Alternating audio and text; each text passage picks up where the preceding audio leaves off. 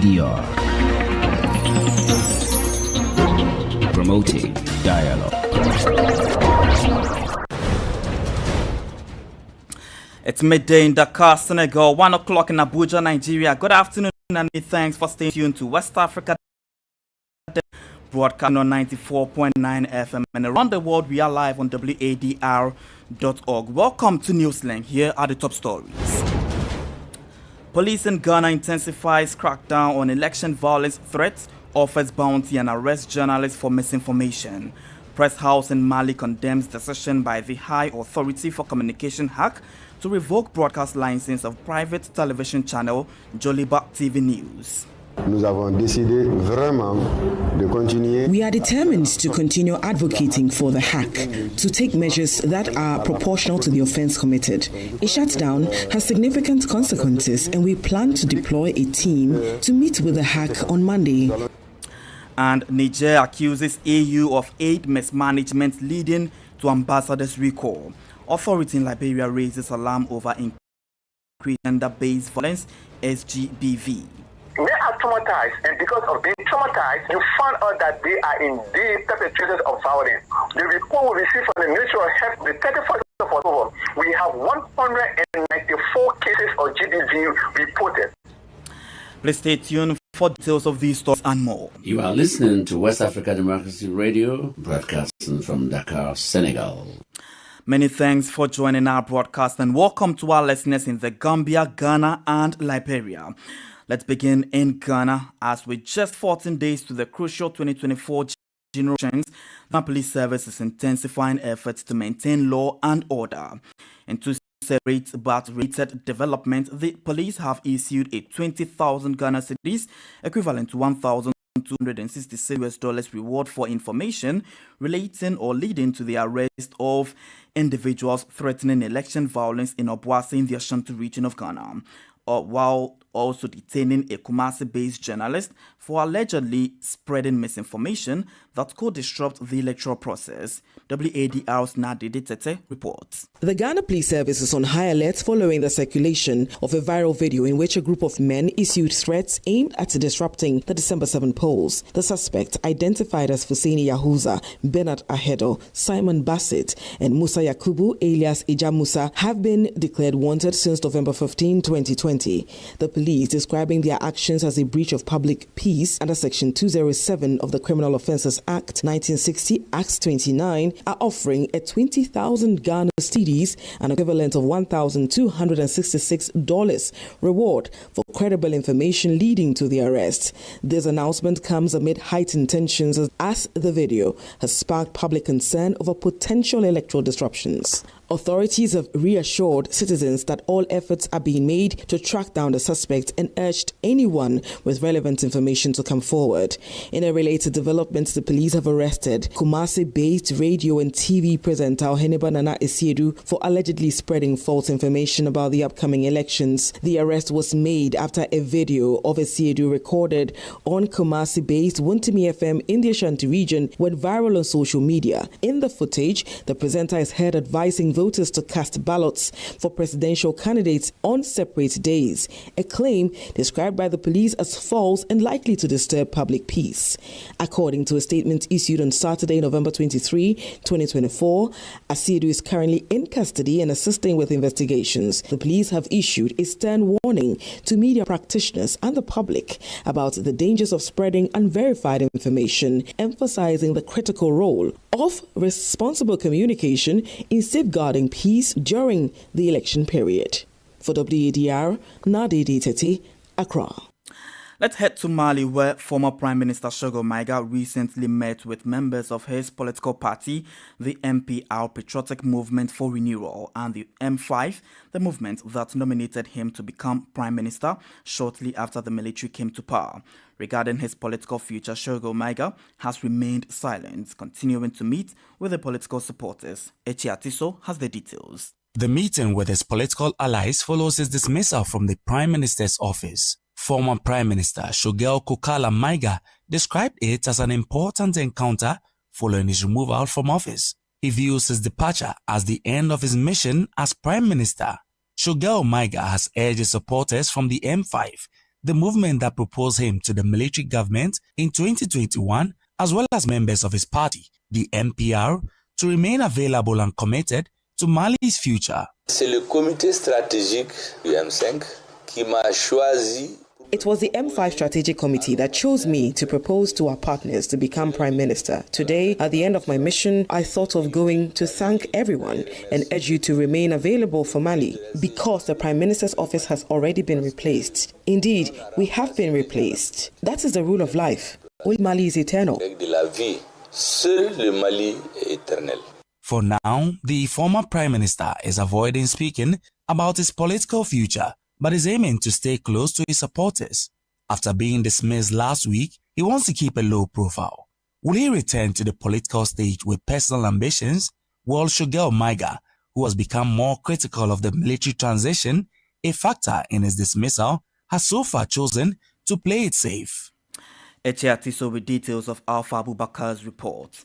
Still in Mali, the press house has condemned the decision to revoke the broadcast license of the private television channel Joliba TV News. This move was made by the High Authority for Communication (HAC) following a complaint from the Higher Council of Communication of Burkina Faso against the station.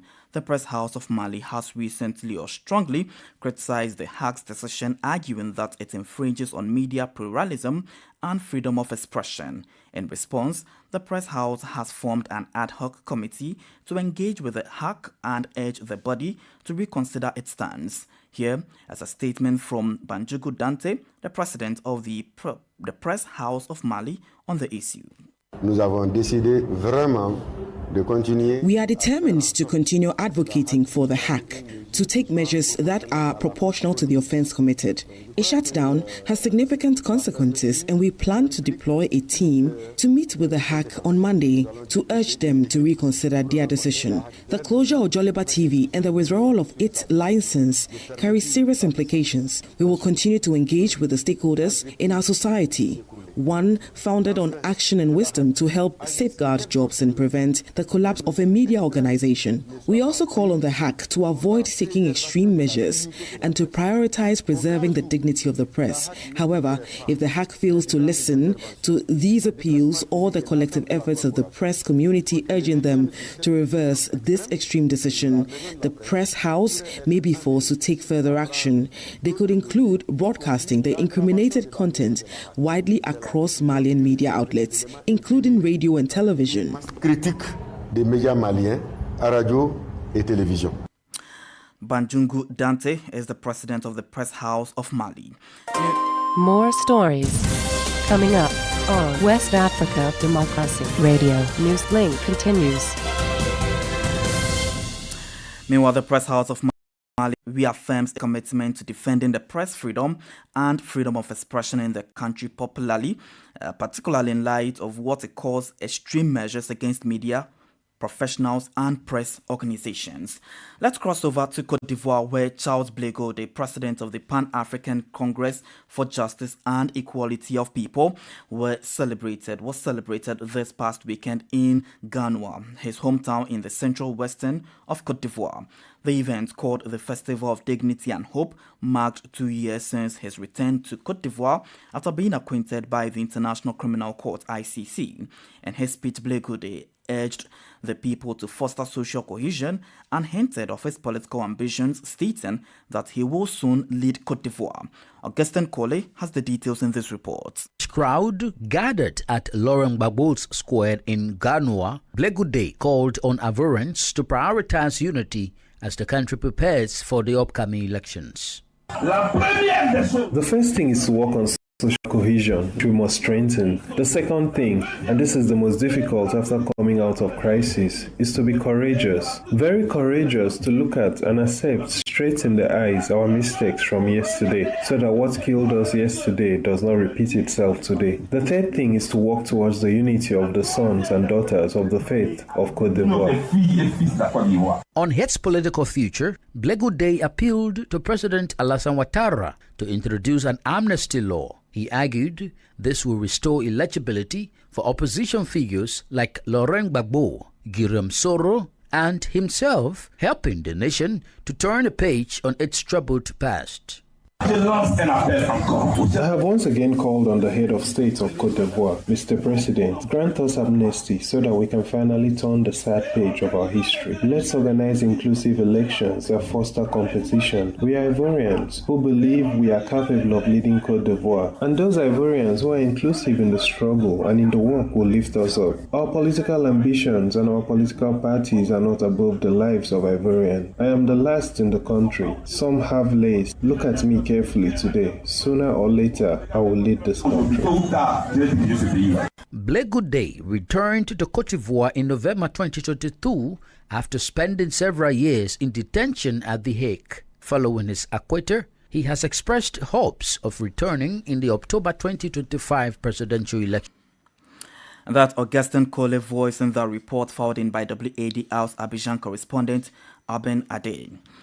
From now on, Nigerian users with phone plan can travel and receive calls for free, just like users in other AES member countries. The decision was formalized through a signing of Memorandum of Understanding establishing free roaming for calls and messages. In Niger, the decision has been welcomed by the National Coordination of the Civilians Committee for Combating the High Cost of Communication. Abdullahi Hassan reports. This development marks a significant step toward stronger digital integration among member countries of the AES. The agreement on free roaming was signed during a ceremony in Niamey. The initiative has also been praised by Abdullah Ibrahim, National Coordinator of the Citizens Committee for Combating the High Cost of Communication in Niger. And not without acknowledging that access to telecommunication services is our priority. This is precisely why we welcome the signing of this health-related Memorandum of Understanding. It must be said that this is the result of our efforts, but above all, it reflects the determination of our leaders to improve the living conditions of the IES population. On behalf of IES, we take this opportunity to reaffirm our expectations and our commitment to ensuring equal access to telecommunication services in our states. Égalitaire au service des télécommunications dans nos États. It is worth noting that in 2017, the Economic Community of West African States, ECOWAS, introduced a regulation to make receiving roaming calls free across its mobile networks. However, this measure was never implemented. WADR's Niamey's correspondent Mutala Zuberu's report voiced by Abdullahi Hassan. Meanwhile, the junta in Niger on Sunday said it could no longer work with the European Union's ambassador and had requested a replacement as soon as possible after the bloc recalled its envoy over a rule surrounding the disbursement of emergency aid. Recall Niger's military rulers on Friday accused AU's ambassador Salvador Pinto da Franca of distributing a 1.3 million euros equivalent to $1.36 million in aid for flood victims to non-government organizations without first informing the authorities. The EU added that it recalled its ambassador to Niger, Portugal, France, diplomatic Salvador Pinto da Franca for consultation in Brussels. The development marked a new high in the escalating tensions between the EU and Niger, where a military junta that is not recognized by Brussels seized power in October in a coup d'etat in the summer of 2023. Niger's military rulers immediately turned against former colonial rule France, which withdrew its envoy to Niger shortly after the coup. This is still Newslink on West Africa Democracy Radio, and here is a recap of the headlines. Police in Ghana intensifies crackdown on election violence threats, offer bounty, and arrest journalists for misinformation. Press House in Mali condemns decision by the High Authority for Communication Hack to revoke broadcast license of private television channel Joliba TV News. Niger accuses AU of aid mismanagement, leading to ambassador's recall. Still ahead in this news, authorities in Liberia raise alarm over increase in sexual gender-based violence, SGBV. We have the press review, guest interview, and sports news. Please stay with us. Fresh and breaking news all the time. Hear it first as the news breaks, only on West Africa Democracy Radio. Newslink continues.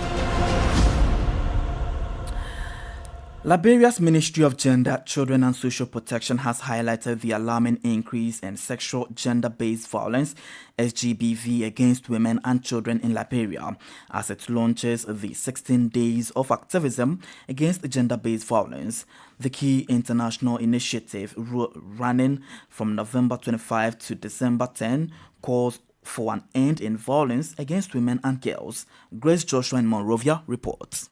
The executive director of the He for She Crusade Liberia, Tama Johnson, has raised concern over the rise in cases of sexual gender-based violence, including rape and torture in Liberia.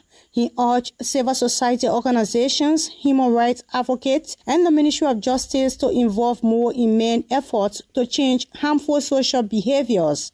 A recent report from the Ministry of Gender highlighted that of October 31st, 2024, a total of 194 incidents of sexual gender-based violence were reported by the Ministry of Health.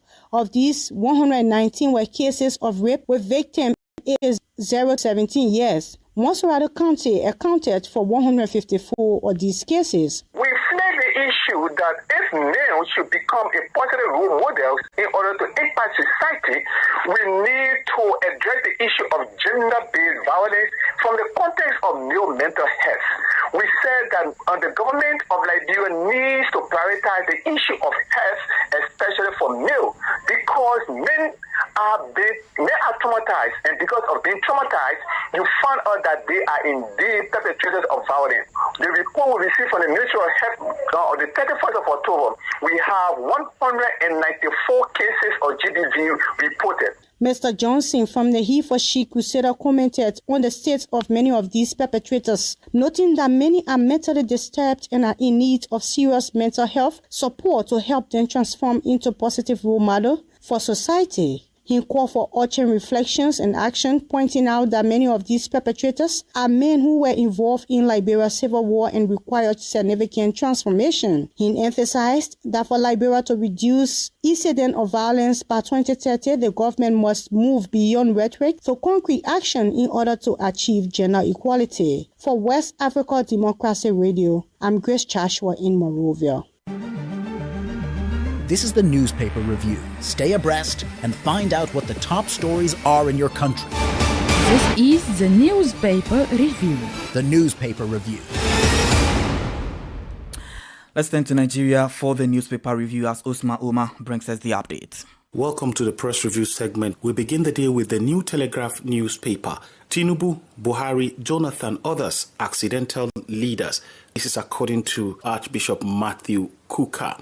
He is the Bishop of Sokoto Diocese of the Catholic Church, and we take leave of the New Telegraph to quickly take a look at the national economy. National economy says endless grid failures.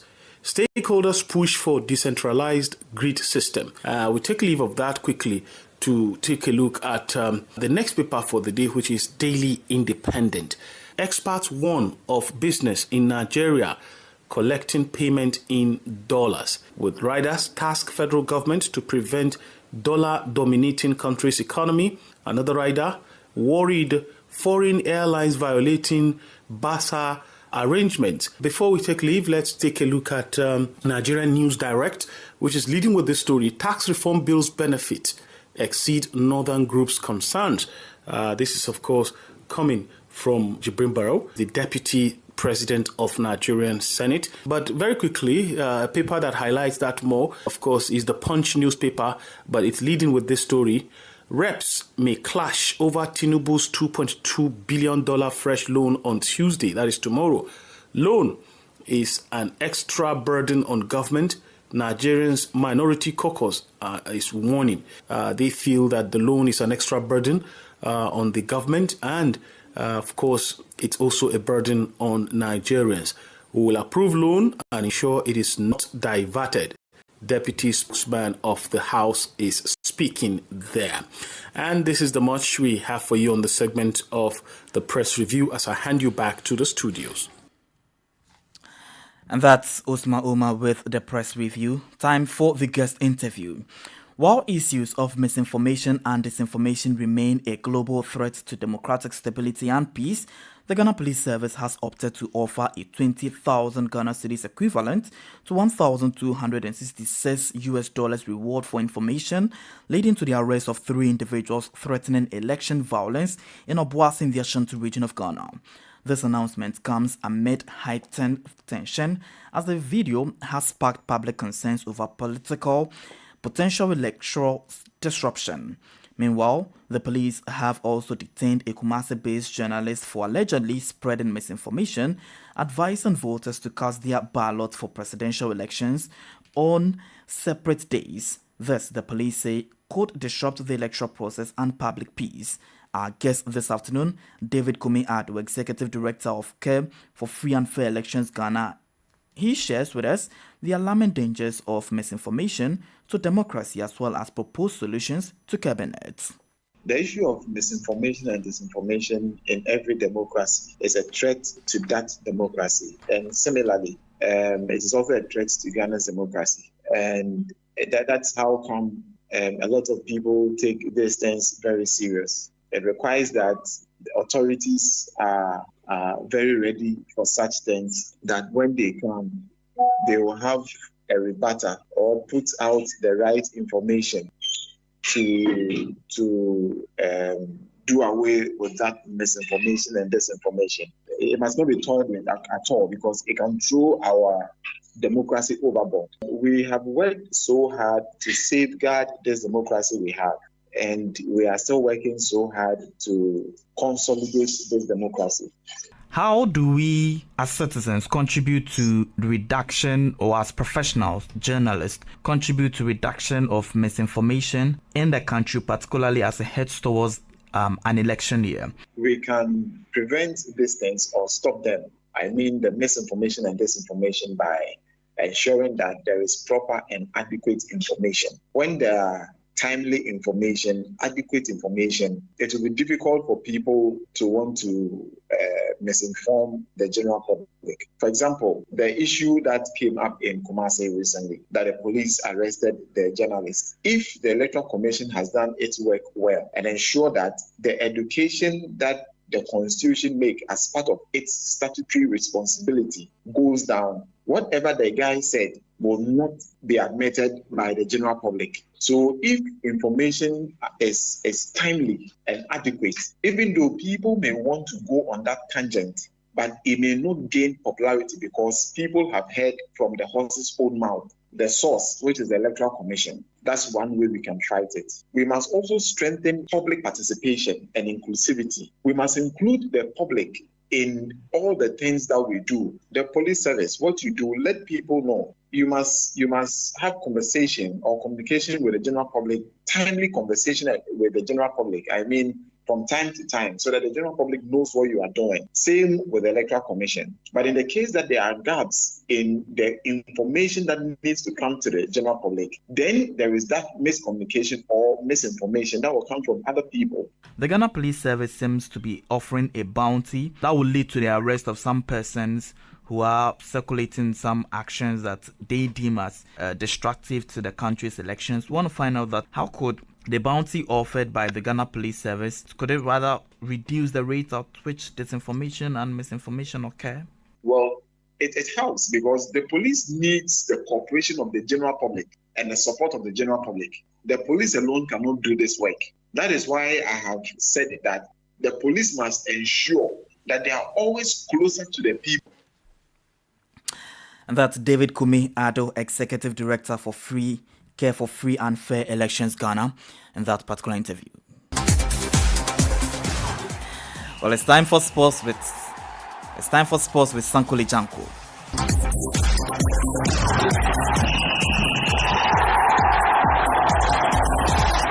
Hello out there, a warm welcome and thank you for joining us. The Republic of Congo side, TP Mazembe, are officially the champions of the CAF Women's Champions League Morocco 2024. A highly tactical and hard-fought 1-0 victory in the final played in El Jadida's Stade Ben Ahmed El Ahmadi against former champions and host AS FAR. So the DR Congo side crowned the new champions of Africa for the first time in their history. The deciding goal of the 4th edition of the tournament comes courtesy of a converted spot kick by Malen Kasaj in the opening 10 minutes, which Mazembe protected throughout the match to seal the historic victory, according to CAF official website. Meanwhile, the CAF disciplinary committee has imposed penalties on MC Alger due to the behavior of their supporters during the CAF Champions League qualifier against US Monastir. The Algerian champions secured their place in the group stage with a 2-0 victory on September 21, 2024, overturning a 1-0 deficit from the first leg. However, the celebrations were marred by the misconduct of their fans. As a consequence, MC Alger is mandated to play their next 4 CAF interclub home matches behind closed doors, according to media reports. Additionally, MC Alger has also been fined $50,000, which must be paid within 60 days of receiving the notification. And Egypt international Mohamed Salah made history on Sunday after scoring his 300 club career goals. Salah achieved the milestone during Liverpool's 3-2 victory over Southampton in the English Premier League on Sunday. Salah scored 223 goals for Liverpool, 34 for AS Roma, 20 for FC Basel, 12 for Makoloun, 9 for Fiorentina and 2 for Chelsea. And that's it for sports. It's back to you. Thank you very much, Sankole Janko with sports. And we've come to the end of this edition of Newslink here on West Africa Democracy Radio, broadcasting live from Dakar, Senegal. Do interact with us on all of our social media platforms, X, formerly Twitter, Instagram at WADR News, and on Facebook at West Africa Democracy Radio English Service. Coming up at the bottom of the hour is World Body with Oge Obierika. I am Christopher Ticho. Good afternoon and enjoy the rest of our broadcasts. And many thanks to you for listening to Newslink via Hot 104.3 FM, Newmi FM 94.0, Hilltop Radio 104.7 FM, and Veritas Radio 102.9 in Banjul, the Gambia. We also appreciate our listeners in Liberia via Alternative Youth Radio 98.9 FM. Back County, Radio Kagama 94.5 FM Niba County, DCN Radio 91.3 FM Riverside County, Wakat FM Radio Baga Liberia, Radio Baf FM 91.3 Sierra Leone. For you listening via Radio Pad 95.1